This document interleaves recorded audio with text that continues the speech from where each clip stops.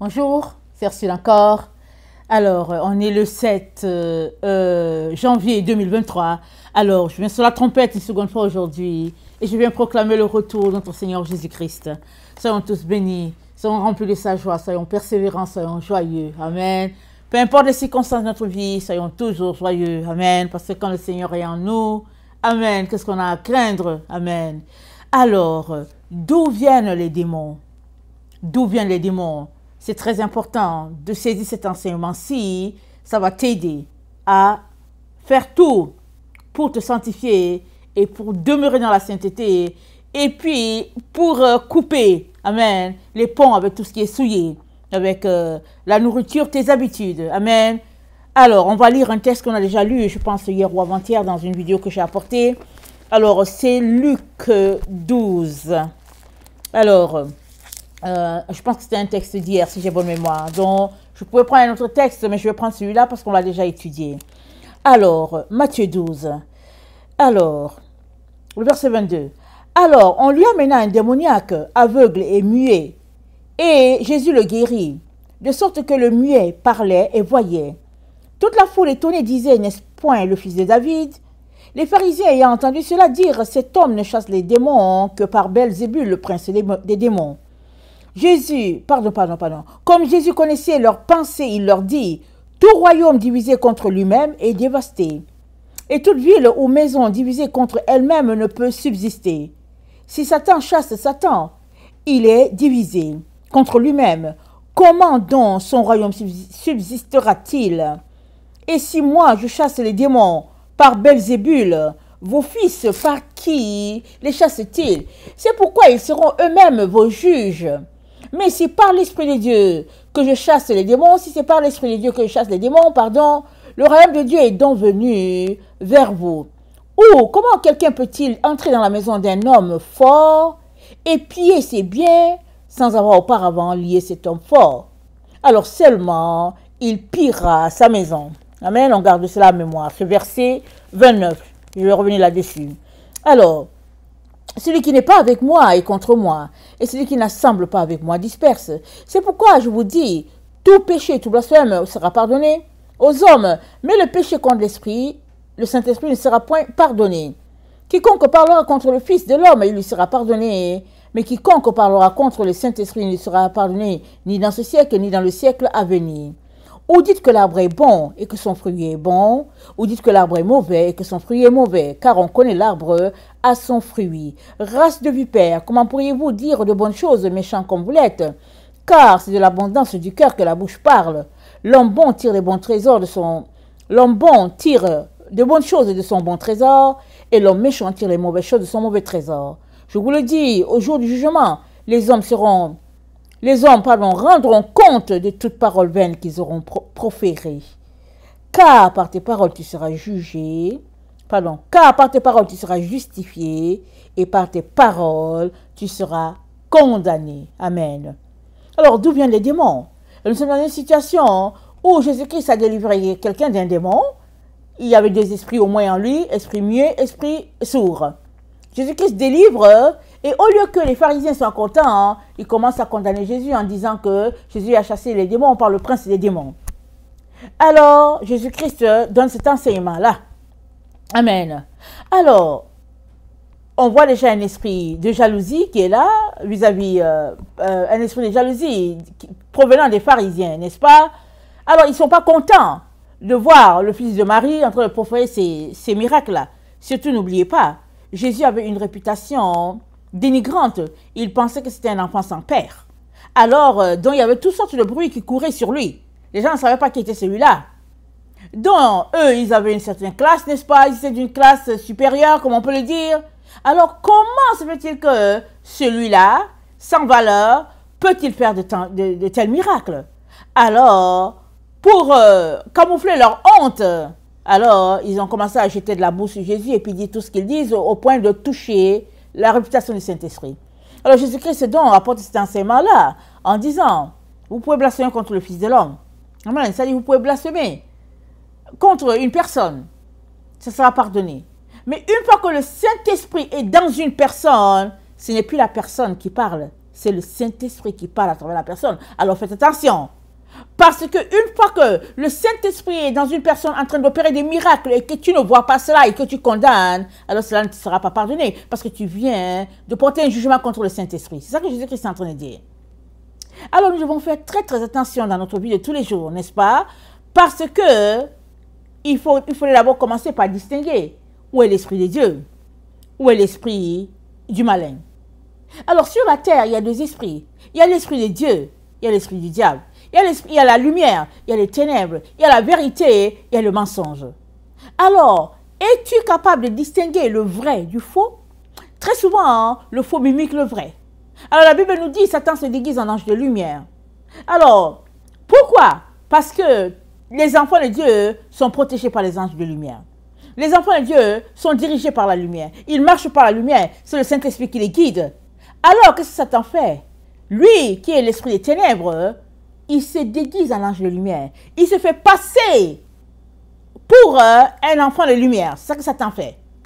Et Dieu nous dit que par nos paroles, nous serons justifiés. Par nos paroles, nous serons condamnés.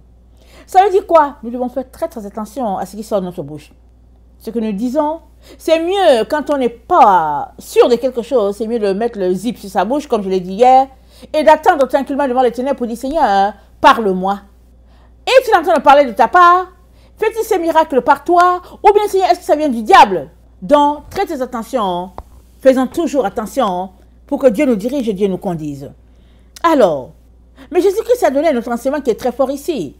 C'est qu'au fait, il y a quelqu'un qui était possédé d'un démon. Jésus-Christ l'a délivré. Mais d'où viennent les démons? Puisque l'enfant qui était possédé d'un démon, c'était un fils d'Abraham. Alors, Abraham était un homme juste. Alors, sa descendance devait être juste, mais d'où viennent les démons? Alors, lors du déluge, les esprits des gens ont été emportés, n'est-ce pas? Les gens sont partis, tout a été emporté. Comment se fait-il qu'ils sont encore là sur la terre? De telle sorte que, quand Israël a quitté l'Égypte pour aller sur la terre promise, amen, et que Caleb et Josué sont arrivés, amen, et que les autres 10 personnes étaient troublées par les gens de grande taille, Caleb et Josué ont dit, on va prendre le pays, amen. Voilà les vigoureux, les courageux, ils ont dit, on va prendre le pays, amen. C'est pour cela que Dieu était très content de Caleb et de Josué. Il a trouvé des vaillants, il a trouvé des héros, il était content de voir ses enfants. Parce que c'est vrai, les gens sont géants et après, le Dieu d'Israël est plus grand que tout. Alléluia, c'est comme ça qu'ils ont raisonné. Alors, dans la vie, amen, de tous les jours, les démons sont là. Mais comment est-ce possible? Mais si on regarde, c'est que depuis le déluge, n'est-ce pas, le mal a commencé à se répandre sur la terre du temps de Nemrod. Nemrod était encore celui-là qui a ramené le mal à outrance, de telle sorte que les gens l'adoraient comme un dieu. Et ça continue de se répandre sur la terre, si bien que quand Moïse, est venu dans la présence de Dieu, amen, Dieu lui a donné des lois pour Israël. Dieu a dit quoi? On va lire certains éléments que Dieu a dit à Israël, afin qu'ils ne puissent pas rencontrer les démons sur leur chemin. Dieu a été clair, il l'a dit à Israël, et il est important qu'on révise ce qu'il a dit. Alors je vais regarder, on va lire ensemble quelques passages. On va se rafraîchir la mémoire et cela est bon pour nous, n'est-ce pas? Alors, dans Nombre, excusez-moi. Je pense que c'est Deutéronome. Dans Deutéronome 6, Dieu a dit quoi à Israël? Il a dit à Israël, et ces commandements que je te donne aujourd'hui seront dans ton cœur.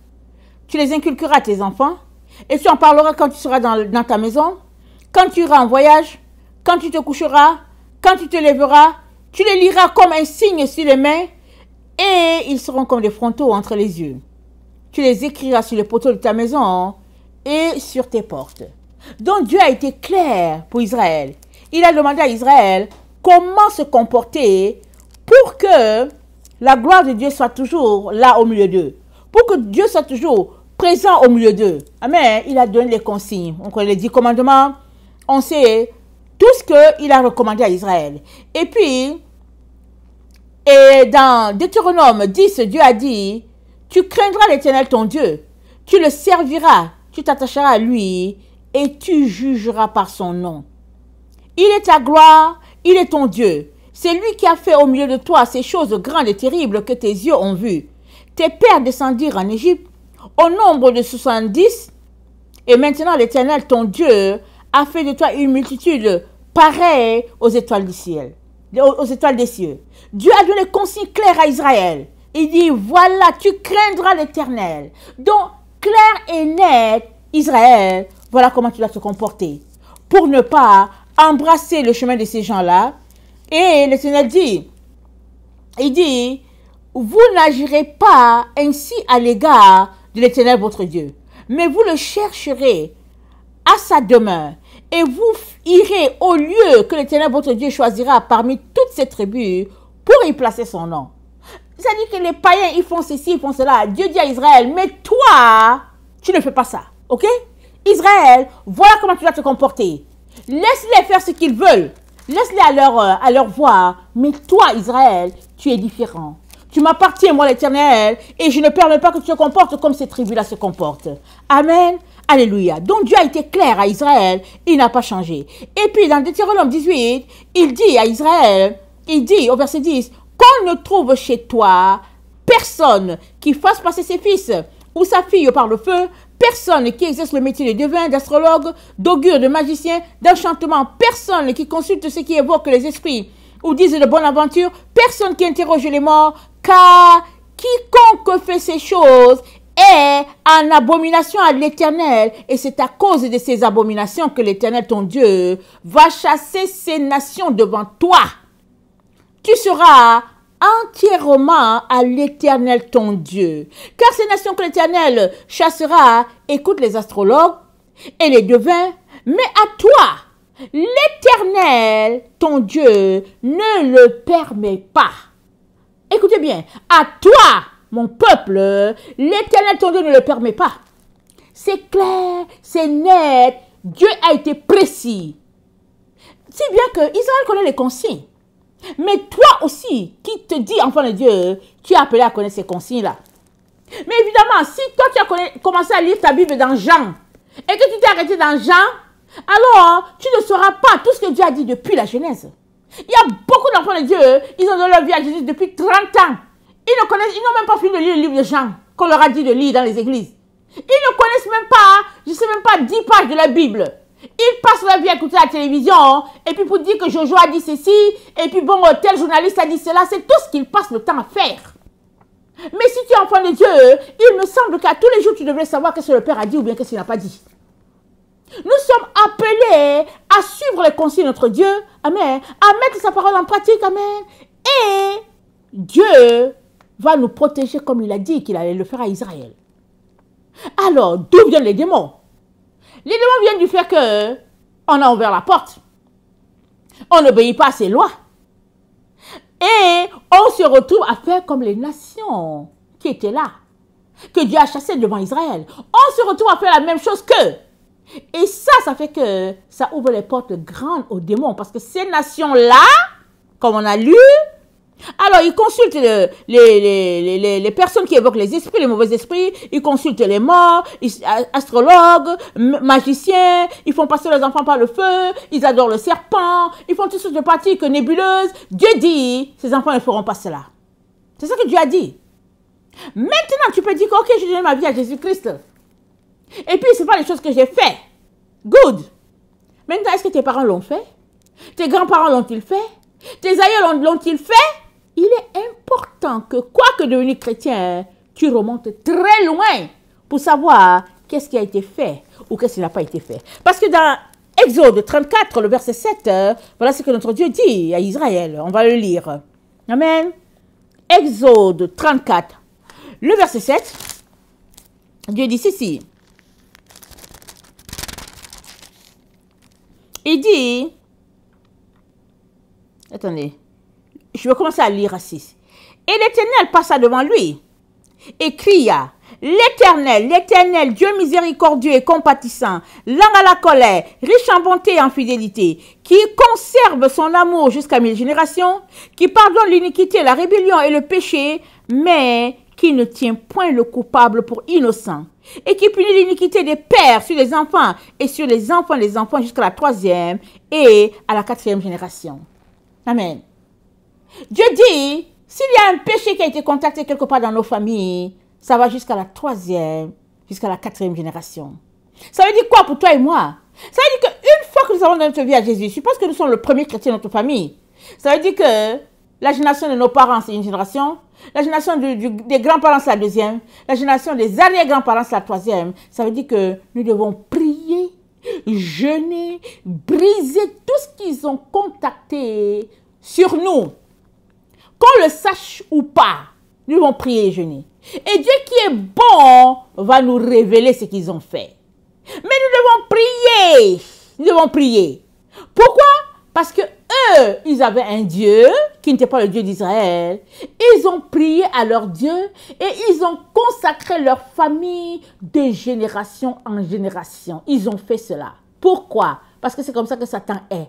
Comme Satan connaît les choses, il s'assure que, en tout cas, il aura fait répéter à ces gens qu'il adore des liens pour l'enfant qui vient, pour l'arrière-petit-fils, le petit-fils du petit-fils, il s'assure qu'il aura lié les familles pendant des générations et des générations. Voilà pourquoi toi et moi, une fois qu'on donne notre vie à Jésus-Christ, il est très important qu'on vienne. Amen, on loue le Seigneur, on se met à observer la parole de Dieu et on prend un temps pour briser tout ce qui a été contacté, qu'on le sache ou pas. Alors si on fait cela, amen, Dieu va enlever tout cela. Mais si on ne fait pas cela, ok, on est chrétien. La bénédiction de Dieu va quitter de nous sur nos enfants. Mais les enfants vont continuer de subir parce qu'ils sont la 3e génération. Attends, nous, si on est chrétien, nos enfants sont la 2e génération. Amen. Alors les grands-parents sont la 3e. Alors les arrières, vous voyez, ça fait 4 générations. Donc pour que cela n'ait plus un effet sur nos enfants, il faudra que, à partir de nous, les enfants c'est la 2e, nos arrière-petits-enfants c'est la 3e, et les arrière-petits-enfants de nos enfants c'est la 4e. À partir de là, on peut s'assurer que tout est clean. Mais tout est clean pourquoi? Si nos enfants ont marché avec Dieu à 100%, et que nos arrière-petits-enfants ont marché avec Dieu à 100%, et que les arrière-petits-enfants de nos arrières ont marché avec Dieu à 100%, alors c'est brisé. Sinon, il y a des liens qui sont encore là. Et oui, c'est ça. Il y a des liens qui sont là. Voilà pourquoi nous devons venir devant Dieu. Dans les pleurs, les larmes pour dire, Seigneur, grâce sur grâce. Seigneur, fais-nous grâce. Seigneur, sauve nos enfants. Seigneur, délivre-nous. Amen. Et le Dieu de grâce et de bonté nous délivrera et nous sauvera de tout ce que l'ennemi a contacté dans le but de nous détruire, de nous démolir. Alors, donc, Dieu a été clair, les consignes ont été claires pour Israël, pour le peuple. Amen. Et puis, maintenant, nous avons lu ce que Dieu a dit dans Exode. Et puis dans Exode 34, le verset 12, voilà ce que Dieu dit à Israël. Exode 34, le verset 12, Dieu dit, « Garde-toi de faire alliance avec les habitants du pays où tu dois entrer, de peur qu'il ne soit un piège pour toi. Au contraire, vous renverserez leurs autels, vous briserez leurs statues et vous abattrez leurs idoles.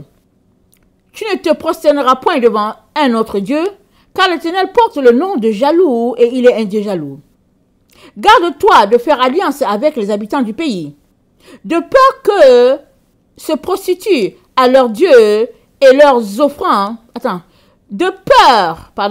Que se prostituant à leurs dieux et leurs offrandes, des sacrifices, ils ne t'invitent et que tu ne manges de leurs victimes. De peur que tu ne prennes de leurs filles pour tes fils et que leurs filles, se prostituant à leurs dieux, n'entraînent tes fils à se prostituer à leur Dieu. Tu ne te feras point de Dieu en fonte. Tu ne feras point de Dieu en fonte. Donc ça c'est Exode 34, le verset 12 à 17. Les consignes de Dieu sont claires pour Israël. Amen. L'autre, dans Lévitique 19, Dieu dit ceci encore à Israël. Lévitique 19. Amen. Le verset 26, voilà ce qu'il dit. Il dit, vous ne mangerez rien avec du sang, vous n'observerez ni les serpents, ni les nuages, pour en tirer des pronostics. Vous ne couperez point en rond les coins de votre chevelure, et tu ne raseras point le coin de ta barbe. Vous ne ferez point d'incision dans votre chair pour un mort, et vous n'imprimerez point de figure sur vous. Je suis l'Éternel. Tu ne profaneras point ta fille en la livrant à la prostitution, de peur que le pays ne se prostitue et ne se remplisse de crimes. Vous observerez mes sabbats, et puis vous révérerez mon sanctuaire. Je suis l'Éternel. Ne vous tournez point vers ceux qui évoquent les esprits, ni vers les devins. Ne les recherchez point, de peur de vous souiller avec eux. Je suis l'Éternel votre Dieu. Tu t'élèveras devant les cheveux blancs, et tu honoreras la personne du vieillard. Tu craindras ton Dieu. Je suis l'Éternel. Si un étranger vient séjourner avec vous dans votre pays, vous ne l'opprimerez point.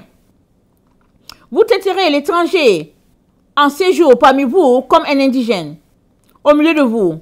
Vous l'aimerez comme vous-même, quand vous avez été étranger dans le pays d'Égypte. Je suis l'Éternel votre Dieu.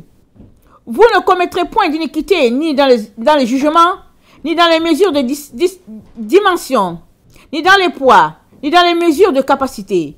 Vous aurez des balances justes, des poids justes, des éphas justes et des haines justes. Je suis l'Éternel votre Dieu qui vous a fait sortir du pays d'Égypte. Vous observerez toutes mes lois et toutes mes ordonnances et vous les mettrez en pratique. Je suis l'Éternel. Amen. Donc, voilà, vous ferez tout ça, je suis l'Éternel.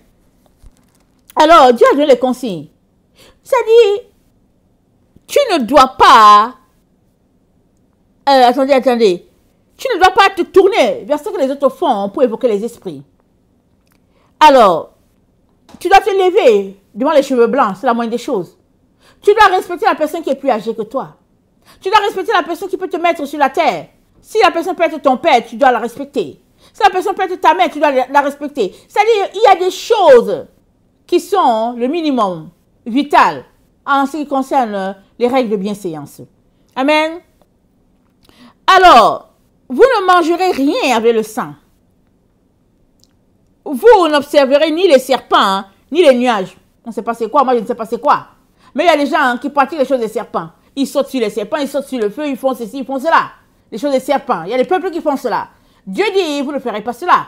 Évidemment, si tu fais cela, ça veut dire que tu es en train d'invoquer le diable. Donc, les consignes sont claires et nettes.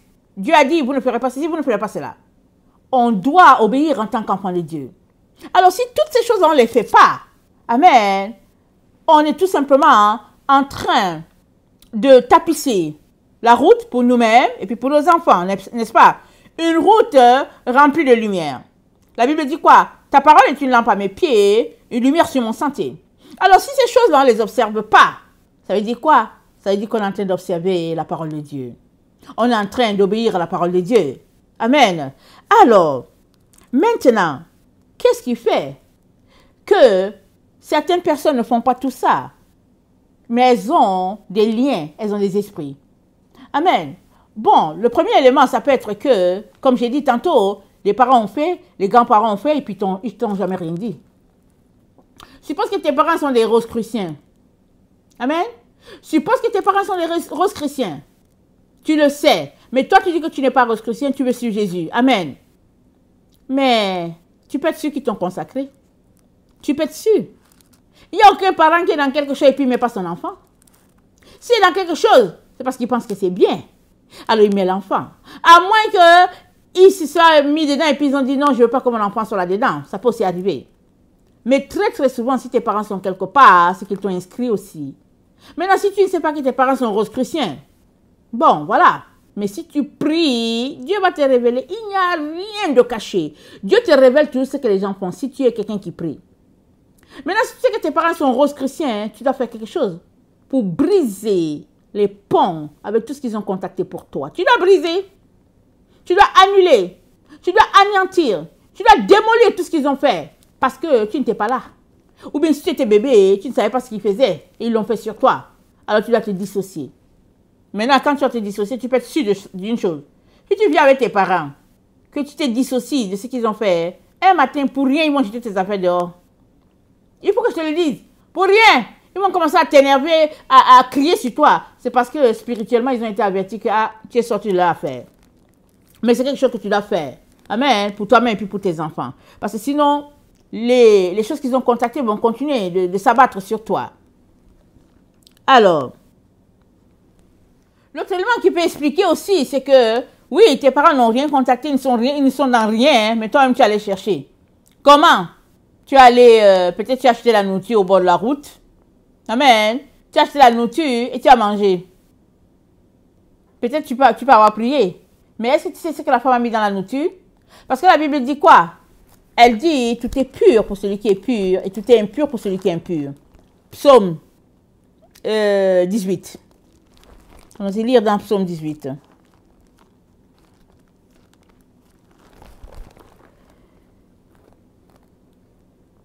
Avec l'homme droit. Attendez. Psaume 18, le verset 26. Avec celui qui est bon, tu te montres bon. Avec l'homme droit, tu agis selon la droiture.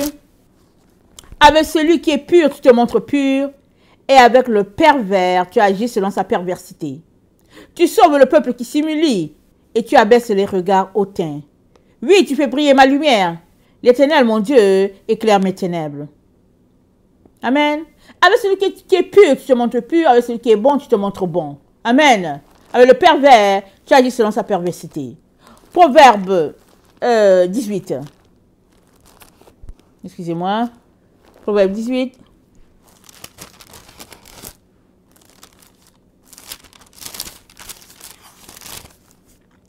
Proverbe 18, ça dit ceci. Attendez, excusez-moi. C'est le proverbe 23, je suis désolée. Proverbe 23. Ne mange pas le pain de celui dont le regard est malveillant. Et ne convoite pas ses friandises, car il est comme les pensées de son âme. Mange et bois, te dira-t-il, mais son cœur n'est point avec toi. Tu vomiras le morceau que tu as mangé, et tu auras perdu tes propos agréables. Ne parle pas aux oreilles de l'insensé, car il méprise la sagesse de tes discours. Ok, on va retourner.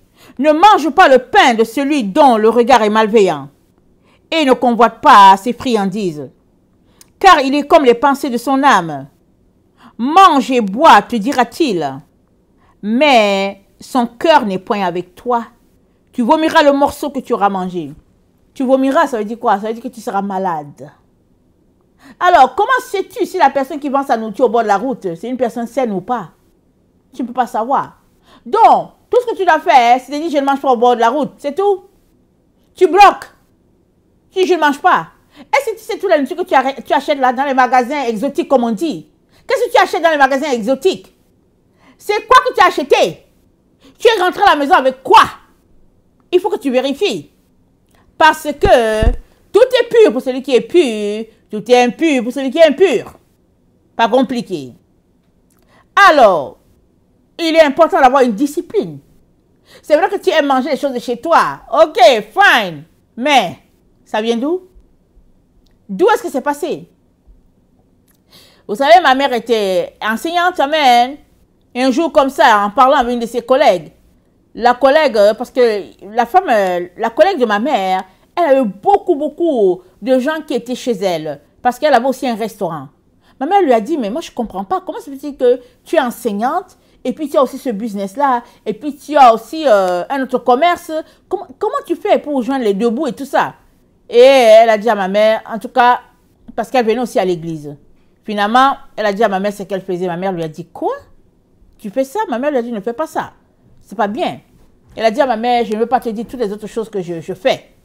Et finalement, dans l'évangélisation, l'exhortation de ma mère a fini par savoir ce que cette femme la faisait. C'était des choses terribles. Des choses horribles. Je pourrais vous dire, abominables. Alors la dame était même notre couturière. Amen. Ma mère a arrêté de lui demander de coudre nos robes. Amen. Et puis, ma mère aussi a pris les distances avec la femme. Mais la femme a dit, mais c'est la pratique. La femme a dit, mais tu penses que j'allais faire comment? J'allais attirer tous les hommes du quartier dans ma maison. Il dit non. Elle dit, je fais des choses. Et elle était là dedans. Et les gens aimaient manger sa nourriture. Mais elle faisait des choses horribles, des choses abominables, je ne vous dis pas. Parce que ma mère a dit, nous, on a grandi ne mangeant pas dehors. En tout cas, mes parents n'aimaient pas ça, surtout mon père, il ne voulait rien savoir. Donc, non, il n'était pas là. Non. Alors, on a grandi comme ça. Et finalement, quand on grandit, vous savez, on aime souvent la nourriture qui est au bord de la route, n'est-ce pas? On aime s'arrêter. On se dit, bon, la tante, elle vend des beignets, elle vend ceci. Alors, quand la femme l'a raconté à ma mère nous a juste dit, hey, vous qui avez commencé à manger les beignets et tout ça, là, ma mère dit, allez, la croix dessus, c'est fini. Parce que tu peux rentrer à la maison avec la sorcellerie sans savoir. La personne qui l'a préparée, il se pourrait qu'elle soit une sorcière. Et si elle n'est pas une sorcière, il se pourrait que... En tout cas, on ne sait pas. C'est parce qu'elle est une sorcière qui sait qu'elle est sorcière. Ça veut dire quoi? Ça veut dire qu'elle est très consciente, alors elle distribue sa science nocturne ou sa science nébuleuse. Elle te donne aussi. Très attention. Faites très attention à ce qui se passe autour de nous. Et dans ce temps où tout est pollué, souillé, on ne sait pas qui est qui, les aliens, ce qu'on appelle aliens, ils sont sur la terre. En tout cas, excusez que je vous dise ça, très important de faire attention.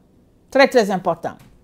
Alors, donc, le proverbe 24 nous dit, le verset, attendez, proverbe 24, le verset 3 dit, c'est par la sagesse qu'une maison s'élève et par l'intelligence qu'elle s'affermit. Écoute ça bien pour toi. Proverbe 24, le verset 3. C'est par la sagesse qu'une maison s'élève et par l'intelligence qu'elle s'affermit. C'est par la science que les chambres se remplissent de tous les biens précieux et agréables. Un homme sage est plein de force et celui qui a la science affermit sa vigueur. Amen. C'est par la sagesse qu'une maison s'élève. C'est par l'intelligence qu'elle s'affermit. Mais c'est où est la maison dont il est question ici? La maison, c'est toi. C'est ton corps. Ton corps, c'est le temple du Saint-Esprit. Donc, c'est par la sagesse que ta maison va s'élever. C'est par l'intelligence que ta maison sera bâtie. C'est par Chokma que ta maison va s'élever. C'est par Bina que ça sera bâti. Très, très important de t'abstenir, de te priver de certains plaisirs qui sont, entre guillemets, des bons plaisirs, mais en réalité, c'est des pièges de l'ennemi. Alors, donc c'est ça. Et l'autre élément, donc, alors tu peux savoir, tu peux ne pas savoir, donc fais attention. Il y a des gens qui aiment se changer les habits. Ils aiment se changer les habits. Alors, ça se passe beaucoup dans les dortoirs, dans les lycées, et puis même souvent les amis, et puis... Mais est-ce que tu sais qui est l'autre? Tu sais qui est la personne avec qui tu échanges les habits? Désolé que je te le dise. Donc voilà. Et puis, maintenant, si on retournait au livre d'Enoch, le livre d'Enoch nous dit quelque chose de très poignant concernant les esprits. Parce que d'où viennent les esprits dans le fond? Alors Dieu nous dit, ne faites pas ceci, ne faites pas cela, parce que vous risquez de contacter ce que les autres nations ont. Ok, Seigneur, on ne fait pas. Mais ils viennent d'où? Les mauvais esprits, ça vient d'où? Le livre d'Enoch nous dit quelque chose. On n'a pas tous les détails parce que ça a été coupé à notre Bible. Mais dans notre Bible, on a un petit détail dans Genèse 6. Genèse 6 nous donne un tout petit résumé. Dans Genèse 6, amen, ça nous dit que les fils des dieux sont venus, ils ont connu les filles des hommes. Amen. Et ils ont fait des géants. Et c'est tout ce qu'ils nous disent. Et que la méchanceté était telle sur la terre que Dieu a décidé de détruire. C'est comme ça que le déluge est venu du temps de Noé. Mais dans le livre d'Enoch, voilà ce qu'il dit. Voilà ce que notre Dieu nous dit. Le livre d'Enoch, le chapitre 15. Il dit, et maintenant, le verset 8. Enoch 15, le verset 8. Et maintenant, les géants qui sont le prix du commerce de l'esprit et de la chair seront appelés sur la terre de mauvais esprits. Écoutez bien. Et leur demeure sera sur la terre. Ils procréeront à leur tour de mauvais esprits. Parce qu'ils tiennent du ciel, parce qu'ils tiennent au ciel du côté de leur être, mais ils tiennent de la terre du côté de la chair. Amen. Parce que c'est des saints vigilants qu'ils tirent leur origine. Ils seront donc de mauvais esprits sur la terre et on les appellera esprits du mal.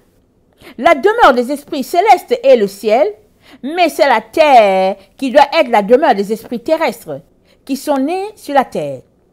Les esprits des géants seront comme des nuages, qui apporteront sur la terre les fléaux de toute espèce. La peste, la guerre, la famine, toutes sortes de maladies, le deuil. Ils ne boiront ni ne mangeront. Invisibles à tous les regards, ils s'insurgeront encore entre les hommes et les femmes, parce qu'ils ont reçu la vie dans les jours de destruction et de carnage. Donc voilà, ils vont encore s'insurger entre les hommes et les femmes. Alors, ces esprits-là, ces géants, ils ont fait leur temps sur la terre. Amen. Il suffit de voir un peu, en tout cas, des descriptions de la préhistoire, n'est-ce pas? Il y a des monuments, il y a des gens, il y a leurs pieds qui ont été laissés, amen, sur la terre. Et souvent, un seul pied, je ne sais pas combien de mètres ça fait.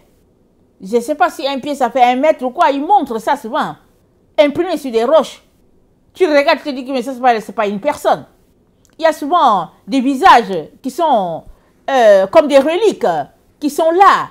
Il y a souvent des squelettes qui sont trouvés, des squelettes de 4, 5, 6 mètres. Tu t'arrêtes, tu te dis, mais c'est quoi ça? Donc, il y a eu de ces choses qui se sont passées. Amen. Dans les temps anciens. Ils appellent ça les temps diluviens ou quelque chose de ce genre. Il y a eu de ces géants-là sur la terre. Et Dieu dit, leur esprit ne va pas traverser pour aller au ciel. Parce que ces anges-là qui ont connu les filles des hommes, ils se sont dit, puisque nous sommes chassés du ciel, on va épouser les filles, puisque Dieu les aime, nos enfants vont retourner au ciel. Si nous sommes chassés, ok, c'est pas grave, nos enfants au moins vont aller au ciel. Dieu a dit, niet, ils ne viennent pas ici. Parce que moi, l'Éternel, je n'ai pas conçu une relation entre les anges et les hommes. Il dit non, ça c'est une race impure. Voilà pourquoi il nous a parlé de Lévitique 19, le verset 19. Il dit c'est une race impure. Alors, chaque fois qu'un géant va mourir, son esprit va juste tourner sur la terre. Voilà pourquoi notre Dieu nous dit que nous devons tout faire pour marcher dans la sainteté et la pureté. On va aller dans Matthieu 6. Amen. Matthieu 6. Excusez-moi, c'est Matthieu 12. Alors, Matthieu 12, le verset 39. Il leur répondit, une génération méchante et adultère demande un miracle. Il ne lui sera donné d'autre miracle que celui du prophète Jonas. Car de même que Jonas fut 3 jours et 3 nuits dans le ventre d'un poisson, dans le ventre d'un grand poisson, de même, le Fils de l'homme sera 3 jours et 3 nuits dans le sein de la terre. Les hommes de Ninive se lèveront au jour du jugement avec cette génération et la condamneront, parce qu'ils se repentirent à la prédication de Jonas. Et voici, il y a ici plus que Jonas.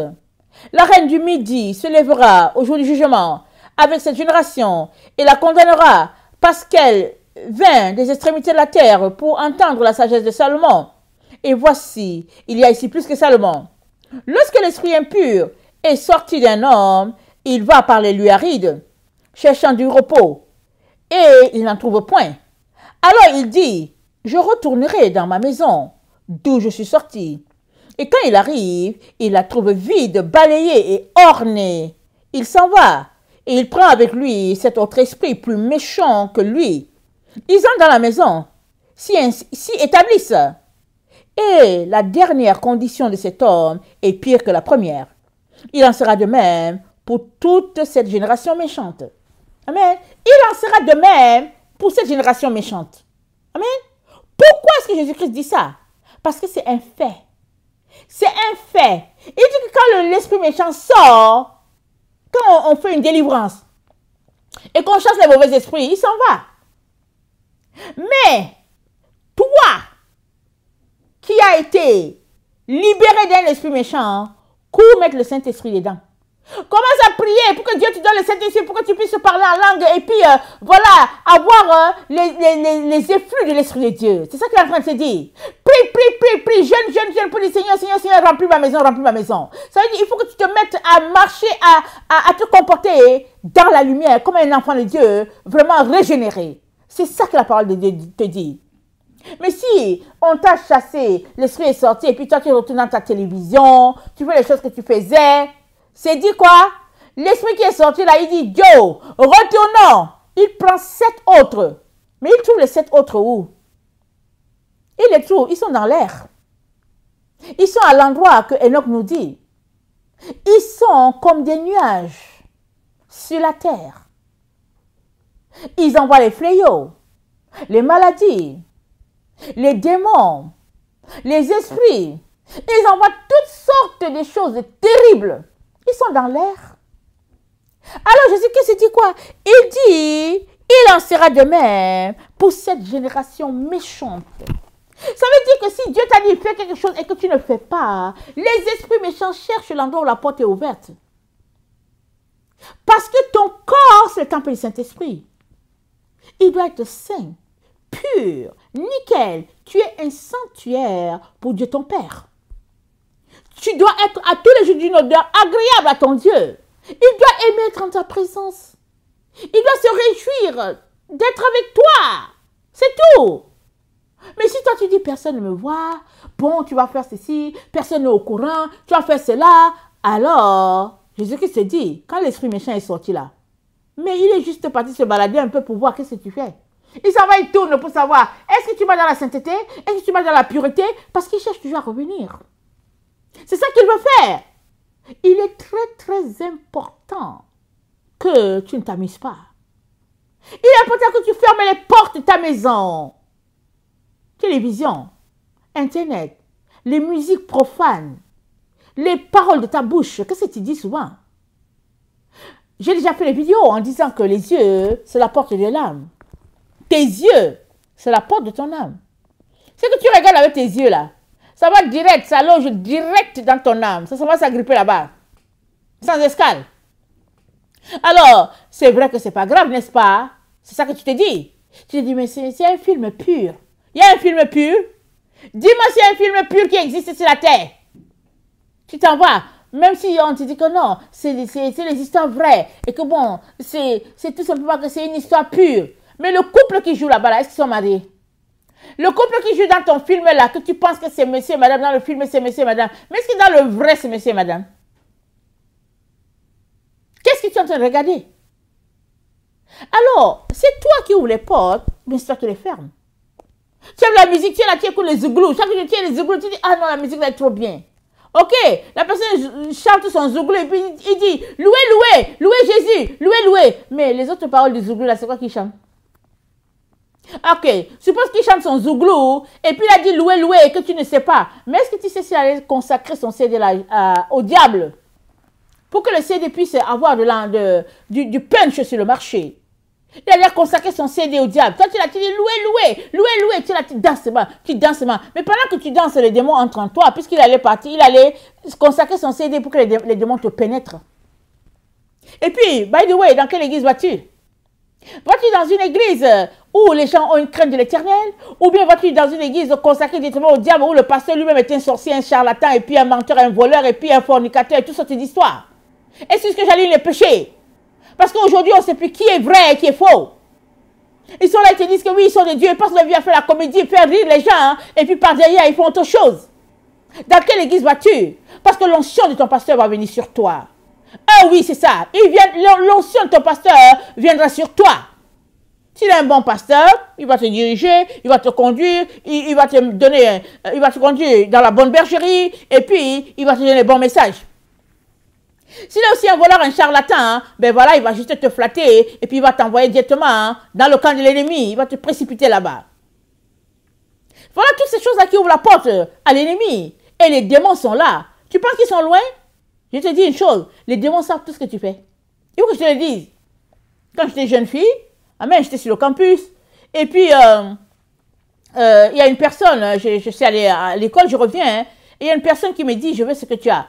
Mais je lui dis, mais quoi? Elle dit, mais je veux ce que tu as. Mais je n'avais rien sur ma main. J'étais allée, je ne sais pas si j'étais allée m'inscrire, je ne me rappelle plus. Elle dit, oui, oui, tu as quelque chose. Alors je lui dis, Jésus. Elle dit, voilà, tu as Jésus, je veux Jésus. Je lui dis, ok. Donc, j'ai fait ce que j'ai pu, je l'ai amené à l'église et tout et tout. Et puis bon, par la grâce de Dieu, elle a été délivrée des démons qui l'habitaient. Elle était habitée par des sirènes, toutes sortes d'histoires. Ok, c'est pas tout ça que je vais m'étendre. Mais après, voilà ce qu'elle m'a dit. Elle m'a dit, Ursule, Si le Seigneur t'a utilisé pour me délivrer, c'est parce que toi, tu marchais pur devant lui. Elle dit parce que j'ai vu ta lumière de ma fenêtre. Chaque jour que tu passes, je vois ta lumière de ma fenêtre. Et puis elle dit, les démons en moi, amen, me font toujours voir ce que l'autre personne pense. Elle dit donc, quand je parle avec quelqu'un, je sais si la personne est hypocrite ou pas. Je sais si la personne est pure ou pas. Parce que c'est le démon qui me communique de parler à la personne de manière à la faire tomber. C'est ça qu'elle me disait. Elle dit donc, le démon me dit ceci. Parce qu'à l'avance, je sais ce que la personne va dire. Alors, elle savait. Et puis elle m'a dit, pourquoi elle m'a dit ça? Elle m'a aidé parce que je suis dans la délivrance, n'est-ce pas? Elle m'a dit, voilà ce qui se passe avec les démons. J'ai dit, quoi? Elle dit, oui, c'est ça qui se passe. Parce qu'en fait, quand je tente de faire la séance de délivrance avec elle, elle m'a dit des choses, amen, qui se passaient, amen, que le Seigneur me communiquait, me les a dit. Moi, je me suis dit, mais comment elle sait? Comment elle sait? Puisqu'elle a les esprits méchants. Elle n'est pas supposée savoir ce que Dieu est en train de me communiquer au moment où j'étais en train de faire la pratique avec elle. Mais elle le savait. Alors après, quand je demandé la question, quand je lui ai posé la question, elle m'a dit, mais non, les esprits méchants, elle dit, ils savent ce qui se passe. Elle dit très souvent, elle dit, ok, elle m'a dit, par exemple, elle dit, pourquoi est-ce que j'ai été dirigée vers toi? Elle dit, j'ai été dirigée vers toi parce que de ma fenêtre, je te voyais passer. Et puis, les démons me disaient toujours, ne va pas vers cette fille-là. Évite-la. Ne va pas vers elle. Évite-la. Pourquoi? Elle dit, parce que mon cœur avait soif de la lumière. Elle dit, j'étais dans la détresse la plus totale. Elle dit, je ne dormais pas la nuit. Ma vie était un enfer. Elle dit, ma vie était un enfer. Elle m'a raconté sa vie. Elle dit, je ne dormais pas la nuit. Elle dit, moi, je dors seulement le jour. Elle dit, la nuit, je ne dors pas. Les démons prenaient possession de mon être. Ils me malmenaient pas à peu près. Elle dit, mais moi, je voyais une fille qui passait. Elle avait toujours la lumière. Elle passait, elle partait. Et les démons me disaient de ne pas approcher cette fille. Elle dit, mais finalement, j'ai pris mon courage à deux mains. Elle dit, mais je n'étais pas capable de prononcer le nom Jésus. Elle dit, quand tu es les démons, tu ne peux pas prononcer le mot Jésus. Elle dit, c'est pas possible. Elle dit, Jésus, tu ne peux pas prononcer le nom de Yeshua Mashiach. Elle dit, c'est pas possible. Alors, c'est pourquoi elle m'a dit, je veux ce que tu as. Je veux ce que tu as. Finalement, quand j'ai dit, tu veux dire Jésus, elle a dit oui. Et ce n'est que quand elle a donné sa vie à Jésus, qu'elle a pu prononcer le nom de Jésus, qu'elle a pu le louer, qu'elle a pu le célébrer. Je te dis cela pourquoi? Pour te dire que ta vie n'est pas cachée devant Dieu. Ta vie n'est pas cachée. Si tu es là, tu penses que les gens ne voient pas ce que tu fais. Dieu voit ce que tu fais, les démons aussi. La Bible dit quoi? Tu crois qu'il y a un seul Dieu. Alléluia. Tu fais bien. Les démons aussi le croient. Et puis ils font quoi? Ils tremblent. Vous savez pourquoi ils tremblent? Parce que leur fin arrive. Il y a quel enfant de Dieu qui est là, il dit que ouais, Jésus-Christ m'a sauvé. Et puis il fait ce qu'il veut. Il va dans les bars, il boit son alcool, il cherche les femmes, il vit 1000 à l'heure. Et puis il dit, je suis alléluia, ici l'enfant de Dieu. Dimanche, ils vont à l'église, ils font ce qu'ils veulent. Samedi, ils sont au bar. Vendredi, ils sont au bar. Ils mangent ce qu'ils veulent. Il dit que Paul a dit de manger tout. Ils mangent le porc, ils mangent les chevaux, ils mangent tout ce qu'ils veulent. Ils mangent du boudin, ils font n'importe quoi. Et puis ils sont là, ils disent que ouais, j'ai été sauvé. Désolé que je te dise, revois encore ton salut. Parce qu'au fait, dans la maison de Dieu, il ne sera pas trouvé des personnes impures. Est-ce que je te dis la vérité? Alors si tu es sauvé, c'est une bonne chose. Alors range ta vie à ce que Jésus-Christ attend de toi. Parce que tu ne peux pas en même temps être enfant de Dieu et en même temps être enfant du serpent. Ça ne marche pas. Soit tu es enfant de Dieu et puis tu pratiques ce qu'il te dit et puis tu vis dans la sainteté et la pureté. Soit tu appartiens au diable et puis tu fais ce qu'il fait. Tu fais ce qu'il fait, tu vis comme il veut. Mais si tu veux être enfant de Dieu les dimanches et puis les jours de la semaine être l'enfant du diable, ça ne marche pas. Alors d'où viennent les démons? Les démons viennent de toutes ces choses-là que j'ai énumérées. Mais tu peux en être débarrassé. Aujourd'hui même si tu veux, ils vont partir. C'est-à-dire ils vont fuir. Les démons ne restent pas avec un enfant de Dieu qui marche dans l'esprit de Dieu et qui a le Saint-Esprit. C'est le feu pour eux. Ils ne restent pas. Ils s'en vont. Ils s'en vont. Ils fuient. Ils fuient ta maison. Les démons, ils ne restent pas chez toi. Non, ils fuient. Ils fuient. Alors, il faut que le feu, que tu puisses attiser le feu jusqu'à ce que les démons ne restent pas. C'est le travail auquel mes enfants et moi nous évertions. Nous travaillons en disant, Seigneur, augmente notre feu, Seigneur. Peu importe, Seigneur, augmente notre feu. Aide-nous, Seigneur, à augmenter notre feu. Nous savons que c'est une autre génération. Internet, les tabloïds, toutes sortes d'histoires. C'est une autre génération. Mais ils doivent apprendre à laisser toutes ces choses-là de côté et puis à fermer toutes les portes pour que le feu de Dieu soit intense de telle sorte que la gloire de Dieu puisse être vue. Et cela, c'est pour tout enfant de Dieu. Mais tu peux venir dire que ouais, au fait, mais je suis enfant de Dieu, mais Dieu m'a dit que je peux quand même pécher un peu et que bon je peux faire ceci. C'est n'importe quoi. Dieu ne peut jamais dire à quelqu'un de pécher. Oh Dieu, oui, au fait, je marche selon Dieu, et puis bon, voilà les problèmes que nous avons eus, et puis Dieu m'a dit de divorcer. C'est pas Dieu qui t'a parlé, Dieu ne te parle pas comme ça. Oh non, mais je suis enfant de Dieu, et puis bon, j'avais les problèmes, et puis Dieu a dit que je pouvais prendre dans la caisse. La caisse est de ma boîte, et puis après, quand j'aurai l'argent, je vais rembourser. C'est pas Dieu qui t'a parlé. Désolé. On essaie de justifier nos comportements. Et puis on essaye, comment on appelle ça, on condamne l'innocent.